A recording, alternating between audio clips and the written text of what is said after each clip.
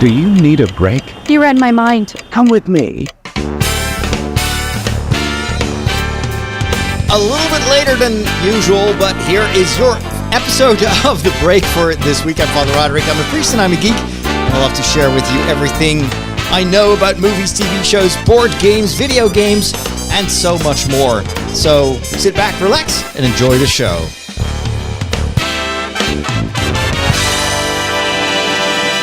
I'm recording this days after my normal recording date. Normally, I try to record this in the beginning of the week on Monday. So I record the break in the afternoon and then the walk after lunch. So I know that for the rest of the week, I can focus on all my other work. But for some reason, I wasn't able to get this out there on Monday. And then the week just kept getting busier and busier. And so ultimately, I'm recording this on Sunday afternoon. It is right now 3:22 p.m. So my apologies to all of you who expected this episode to drop a little bit earlier. I hope you still enjoy it. And then there will be another episode, of course, next week, which is Holy Week. Actually, has already started because I'm recording this on Palm Sunday. But we'll focus more on the Triduum and on the Easter celebrations in next week's episode. So let's waste no more time and let's talk Star Wars. A long time ago, in a galaxy far, far away. Well, we got another live trailer for an upcoming television series that we are going to be able to see on Disney+. And this one has been announced more than a year ago. I remember that some of my friends were talking about having seen the trailer during the Star Wars celebration in London. I was not among the happy few who were able to go to that panel, but everybody said it's so amazing. It's very different from Star Wars as we've seen it so far. And so I was very happy that a year later we finally got to see what they got to see. They modified the trailer just a tiny little bit. There are a few new shots in there, but most of the trailer was what they showed on the Star Wars celebration. I don't know why they do this. They did the same thing, I think, for the Bad Batch, where they showed it at Star Wars celebration, and only a couple of hundred people are able to see it. Why don't you just put it up on YouTube so that everyone can start getting excited about this? I don't know, maybe part of the way in which Disney is doing their marketing. But anyway, I'm happy that we have a trailer now, and you may be familiar with the setting. This is happening like a few centuries before the prequels. So this is an era in the Star Wars history that we've never seen before. It is part of the so-called High Republic, and you may have heard me talk about the books and the comics that are dedicated to that era. I'm not very familiar with it. I tried to read the first book, and then just after a few attempts, I just couldn't get through it.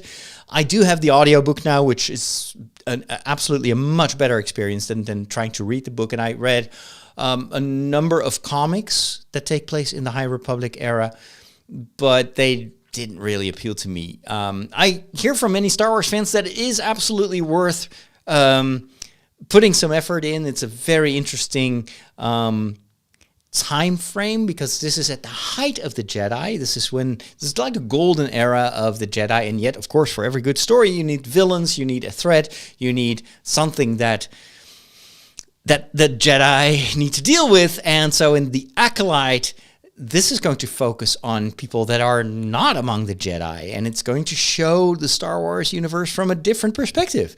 And so let's take a look at the trailer once more. I already posted a reaction video on my YouTube channel, but it never hurts to watch a Star Wars trailer multiple times. Close your eyes.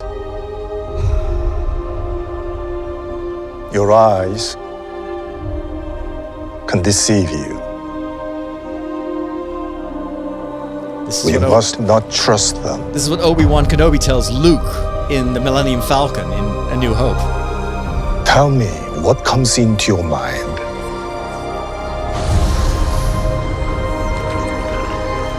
Life. Balance. I see fire.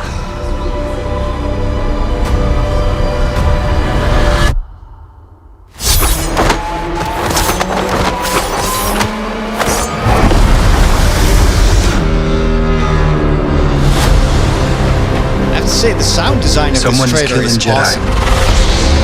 It doesn't make sense. What happened? I sensed darkness.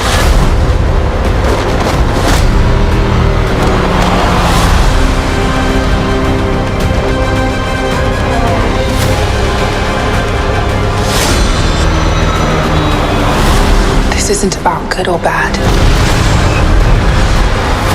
This is about power and who is allowed to use it. What is that? It's a red lightsaber.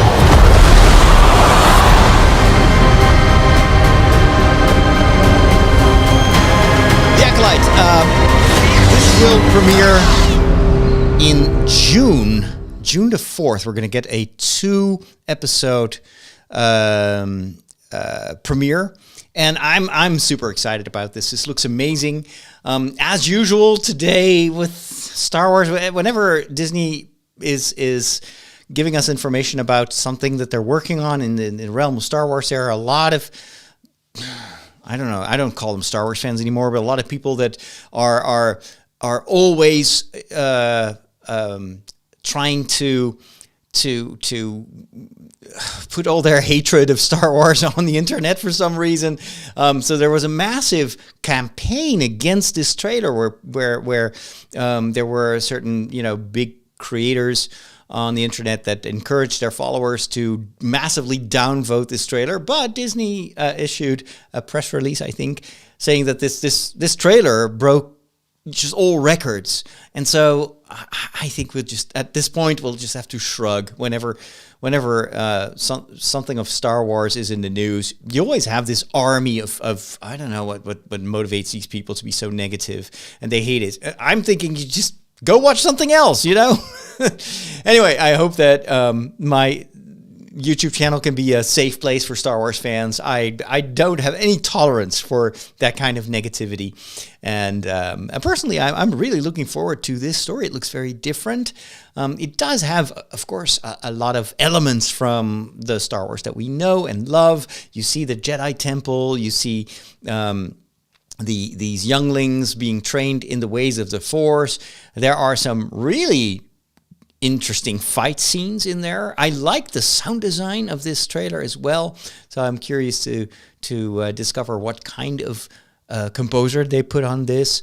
At first, when I saw the trailer, in my immediate commentary after watching it for the first time, I said it looks like not everything was filmed in the volume. I just assumed that they used the volume, which is this big, virtual set that they've used ever since they started filming The Mandalorian. And you could clearly tell that for some scenes they were filming outside. It turns out they didn't use the volume at all. And I think that's a great thing, because I hope that the volume will be used in the future, not to cut costs or save on, travel costs or production costs. It has a tendency to make things look too artificial. That was my biggest issue that I had with Obi-Wan Kenobi, even though I love the series as a whole. But there were so many moments in the Obi-Wan Kenobi TV series where you could tell that this was not filmed on a real set. It was inside the volume, and a lot of the background was filmed, was created artificially. And it detracts. You start to recognize it, that it's not real. And one of the most refreshing Star Wars series that we've seen in previous years was Andor, and a lot of Andor was filmed in Scotland, was filmed outside, and it feels much more real. There was a real big town set that was built outside a studio. So when it's raining, and when there's mud on the floor, it's real mud.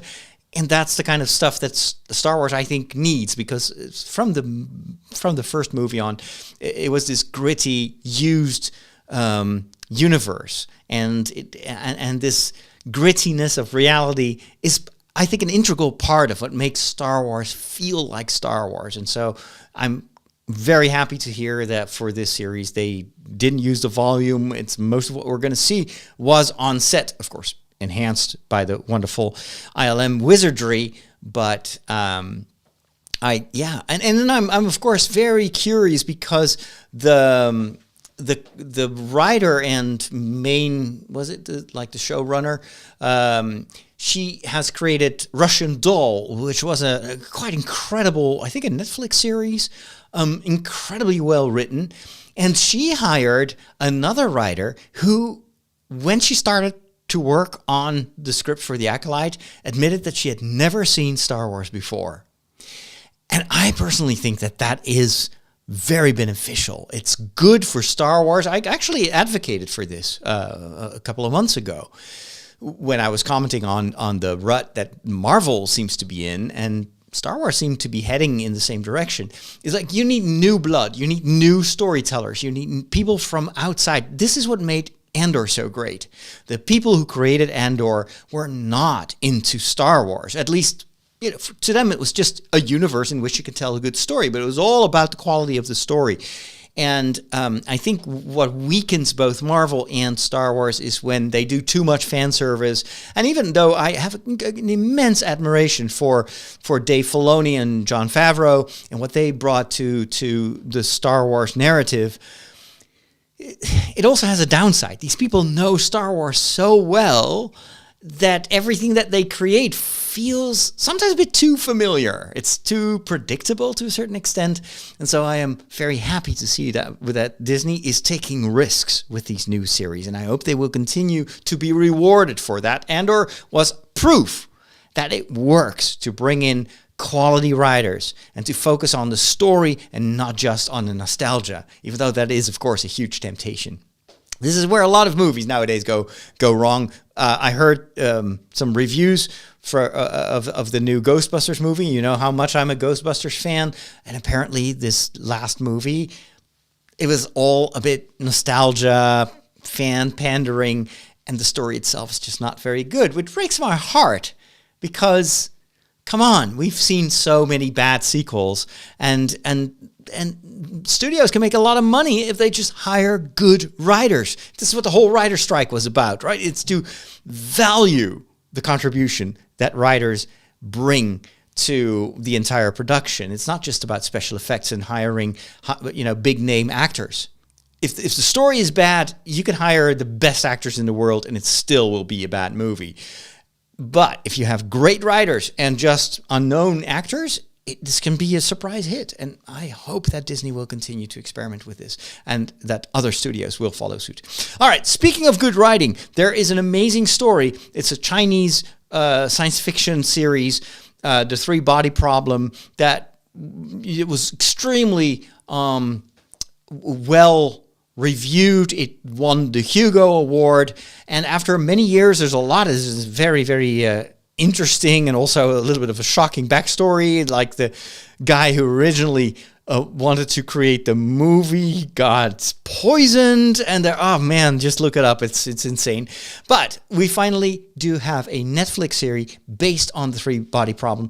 I've seen the first 2 episodes. They put the whole season on Netflix in one go, so you can binge watch it, which for me, I wish they would stop doing that because I just don't like the pressure of having that entire series to watch. I'd rather just watch one episode every week and be able to talk about it here on the show. But I watched the first 2 episodes and it is amazing. It is such a good story. And it shows also the revolution, the communist revolution in China from, I think, a very revealing side. And in the book, this is much more kind of hidden, more. It's not as explicit, but in the television series, they show the brutal side of that revolution. And so apparently, this series created a lot of upheaval in communist China. They didn't like it at all. But let's take a look at the trailer here, and then I'll talk some more. It is available on Netflix, and I can highly recommend it. The production value of this series is insanely good. It's so beautifully filmed. The special effects are amazing. The acting is really good. And the story, it gripped me right from the get-go. So this is, obviously, you can deduce that from the trailer, about an alien invasion. And in the book, I read the first, or at least part of the first book. It's a very complicated story, and there's so many different levels, and it makes your head spin. So I was interested to see how they would translate this to TV series. They did a very good job. They changed a lot, but it becomes much easier to follow. And so part of the story takes place in the 60s during the Communist Revolution in China and the aftermath of that. And then a lot happens in our time in 2024. And what happens is that there are certain people that for some reason at one point start to see this countdown. Wherever they look, there's this weird like sequence of numbers and it's counting down. And then they get visited by people. We don't know exactly. And the thing is they are invisible to everyone else. And these people tell them, hey, you have to stop developing this or this technology. Otherwise, when the counter reaches 0, it's not going to end well for you. And some people actually kill themselves, and some actually do stop to do their research or whatever, develop their stuff. And this is so fascinating. And then there's this other story about a virtual reality device. So it's very topical now with all the Apple Vision Pro, but this is like the Apple Vision Pro from the year 3000. And so it's this extremely like sci-fi looking headset that you put on, and then you're plunged into another reality. It's so real that you can feel it. You are there, but it's this weird game that is so outlandish and so strange. And this is what I loved about the series, about the first 2 episodes. You can't stop watching. You're like, what is going on? At one point, they go outside, or one of the characters goes outside, and the entire sky, with all the stars, is flickering on and off. Like in sequence. There's a sequence. It's as if the heavens are blinking to her, which of course is like astronomically impossible. And so again, you're like, what is going on? And you want to know. So I can't stop watching this and knowing that, of course, the entire story originally was three novels. I hope that we get to see multiple seasons. This is an amazing series, one of the best science fiction series currently on TV. So if you have Netflix, definitely check it out. And then I went back to much more classic sci-fi. So I'm still watching Deep Space Nine, and I'm currently in the 5th season, almost done with the 5th season. And I just watched another episode, which was actually quite similar to the theme of the 3-body problem, in that there is this very scary, strange, ethereal, non-corporal alien race that somehow tries to influence what's happening on Deep Space Nine. And so the story is O'Brien is on Deep Space Nine, and his wife Keiko is out for some offshore leave or whatever. She's on a short vacation, and when she comes back, it's no longer Keiko. She looks and talks like Keiko, but she's now possessed by an evil spirit. And she threatens to kill Keiko unless O'Brien does exactly what she orders him to do. And so O'Brien now starts to sabotage the ship or the station. And for a long time, you wonder, well, what's going on? And it's so creepy. And it's very creepy because actually at one point, the spirit is actually trying to kill Keiko. And I was a bit shocked to see that in Star Trek. You don't expect that kind of storyline. At least I didn't. And then poor O'Brien. This is just one of those O'Brien must suffer episodes. Like every time he's the main character of a series, he's suffering. There was this other episode, I think this was also in the 5th season, where he is in a sort of jail. But at the same time, this is all happening in his mind. But he is in jail for years and years and years. But in the real world, no time seems to have passed. But when he comes out of that jail inside his mind. He has suffered all the trauma from that prison time. And it's just so cruel, and it's so, you really pity O'Brien. And for some reason, they always seem to target him. Now, I've heard that this whole plot line, this is the first episode that we hear of these evil spirits and how they are trying to, well, it has to do with the whole wormhole that is close to Deep Space Nine. I won't spoil it if you haven't seen it yet. And apparently this will become a much more important plot line later on in the series. But they didn't plan for this. This interesting thing here is that you see, if you read about how these episodes came about, that a lot of times they just came up with this idea, and it's only much later on in a subsequent season that they thought, hey, we might revisit this, or we might take this element and start building upon it. And this is, of course, something that happens a lot in television series, where at the end, we as fans, as viewers, we think, oh, it was all planned in advance, but that's rarely the case. Well, for Babylon 5, of course, that was all completely pre-planned. But most of the time, especially for these series that have to be renewed every season, they make it up as they go. You know, Battlestar Galactica, Lost is another great example. People complain about the way Lost ended. I was like, I'm amazed that they were even able to come up with an ending, because when they were creating Lost, they didn't even know if it would get beyond one season. And so they came up with all these things. They didn't really have a solution or an explanation for what they put in the show. And they just thought, well, as long as we can keep this ship afloat, we'll figure it out later. And so at the end, they had to somehow resolve the story. And of course, they couldn't, because there were so many mysteries in every episode. But I like that. I really enjoy it when, especially in the commentaries, you hear how they just sometimes painted themselves into a corner, and they had to come up with some way to propel the story forward. This happened also with Battlestar Galactica. Ronald D. Moore recorded a ton of audio commentaries on every episode, and he admits it. And he says, this is just how I work, is we make it up as we go. And also for Battlestar Galactica, the way they ended it, some fans didn't like it at all. I thought it was masterful. It was like, how can you come up with such an ending? It is so brilliant. And I love it, because this is just associative thinking. This is creative thinking. It's almost like improv, but then in television series. And that always keeps me on the edge of my seat. So really enjoying Deep Space Nine right now.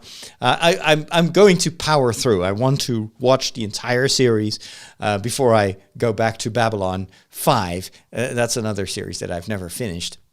For Babylon 5, I hope to one day be able to buy the Blu-ray, the new Blu-ray box, in which they upsampled the entire series, so I can watch it in better quality than the DVD.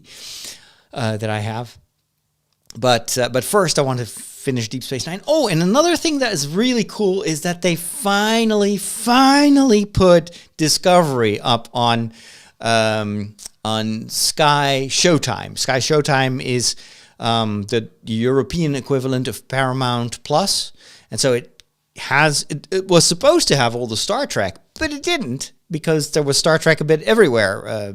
Prime had some Star Trek for a long time. Netflix had a lot of Star Trek. I still think that Deep Space Nine, I'm watching it on Netflix, because the version they have on Sky Showtime is horrible. It's out of sync. They did some kind of weird conversion where the image is super jittery. The colors and the contrast is better than the Netflix version. All the rest, it looks like an upsampled, like low-resolution version. It's insane.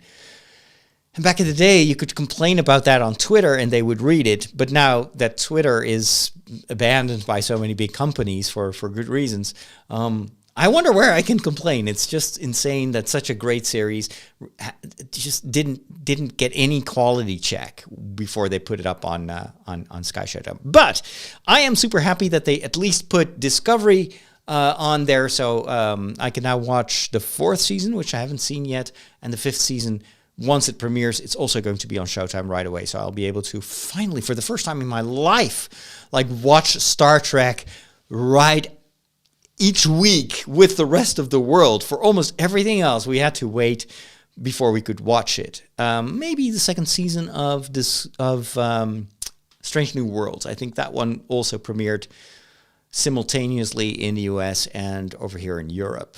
But anyway, Discovery is not my favorite Star Trek series, but it's still Star Trek. I still like it. There's a lot that I love about it, and also a lot of stuff that I don't care that much for. But it's like with Star Trek, it's similar as with Star Wars.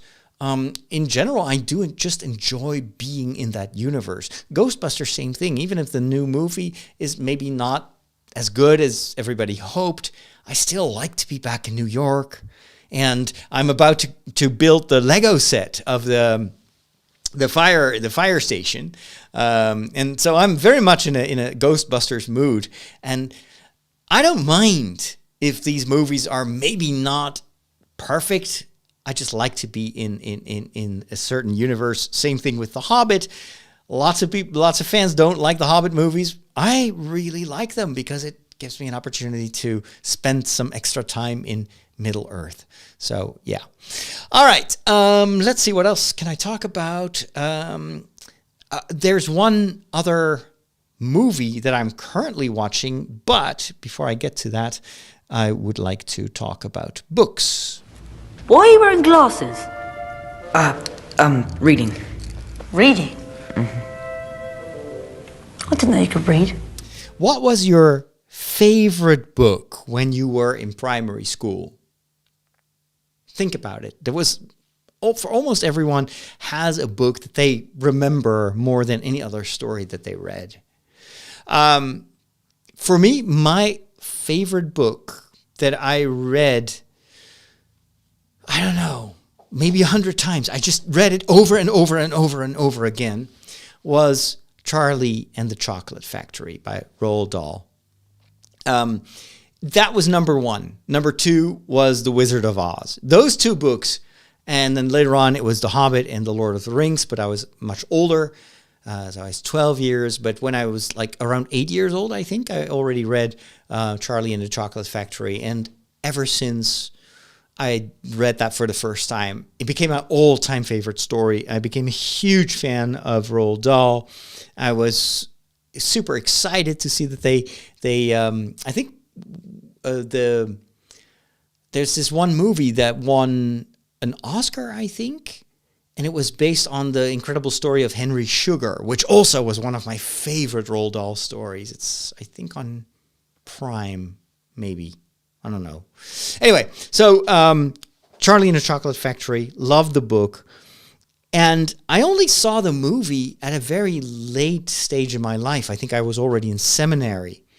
Or maybe I was already in the second part of my priestly formation back in the Netherlands when I was able to rent it on DVD. I'd never seen it. Was never on TV.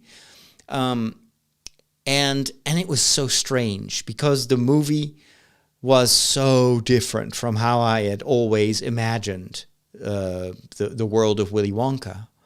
And I didn't like it that much. I didn't like the Oompa Loompas. I didn't like the fact that it was a musical.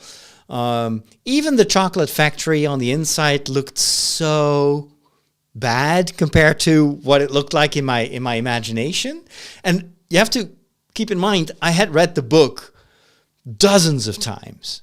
So I could dream every scene in the book, and then seeing the movie with Gene Wilder and everything, it's like, no, it looks so subpar.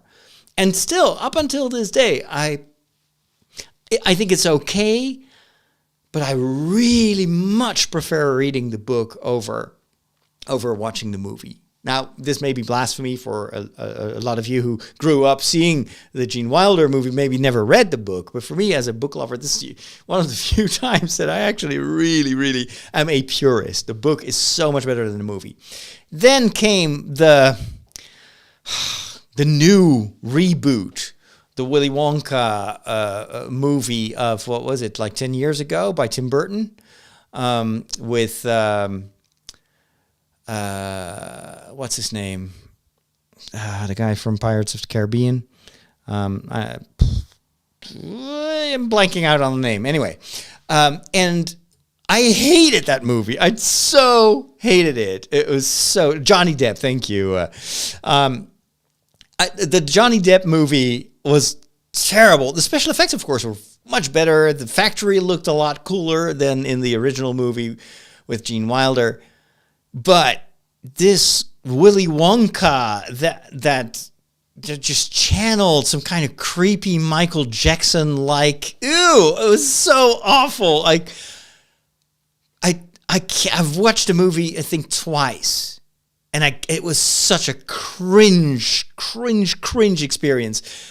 Absolutely the worst movie they ever made on the basis of that story.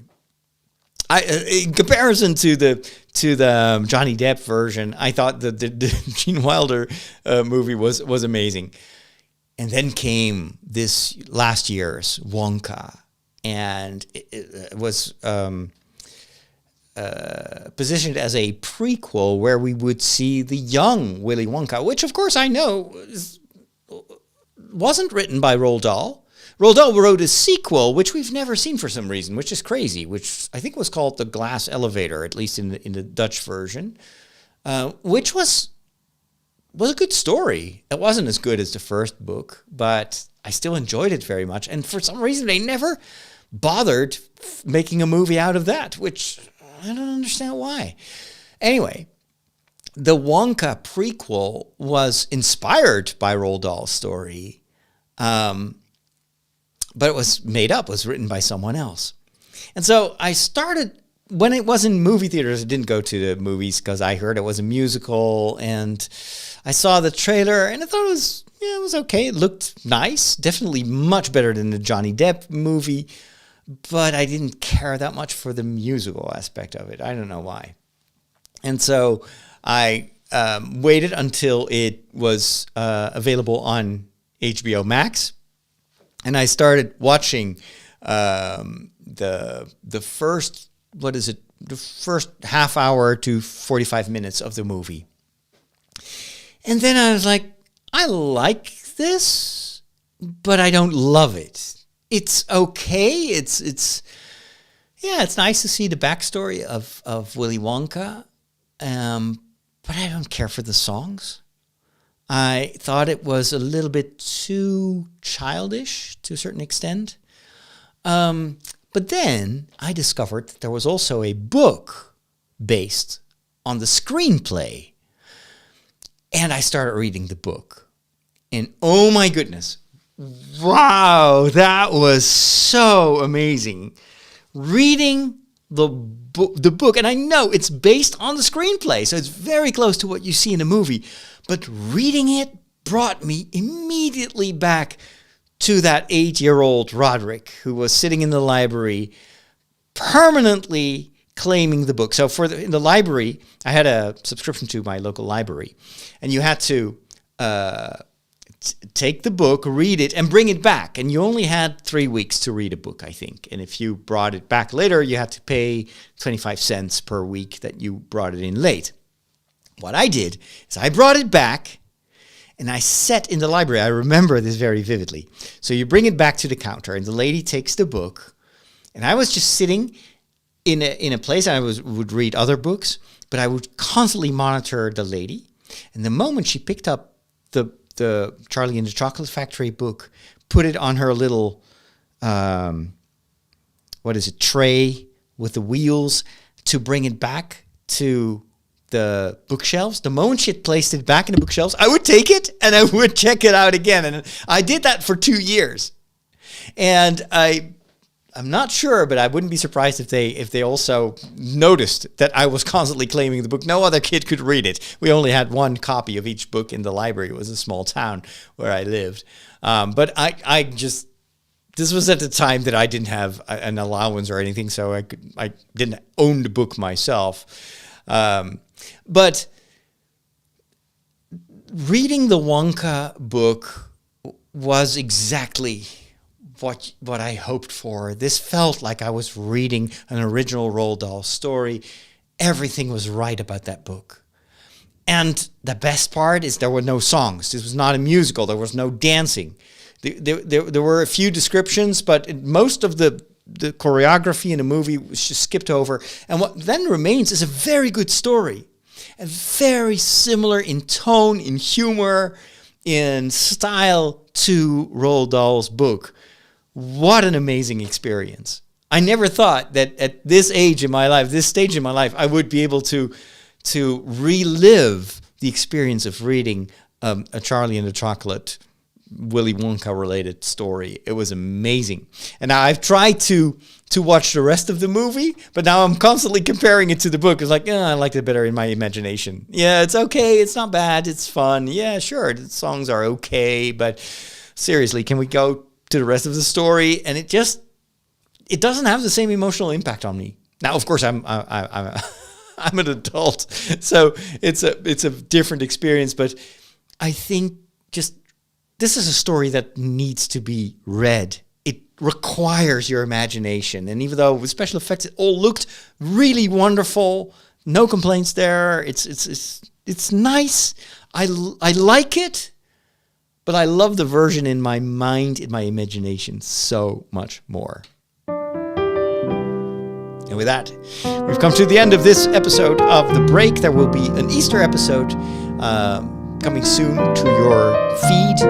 And of course, if you are a patron of mine, then you can listen to the longer version that is posted every week in the special personalized podcast feed that I have for my patrons. So take a look at patreon.com/Father Roderick. If you want to hear me talk about the Back to the Future board game that I played the other day, and why shirts are buttoned differently for men's shirts and women's shirts. I finally solved that riddle, and then I want to talk about the Dungeons & Dragons Lego set.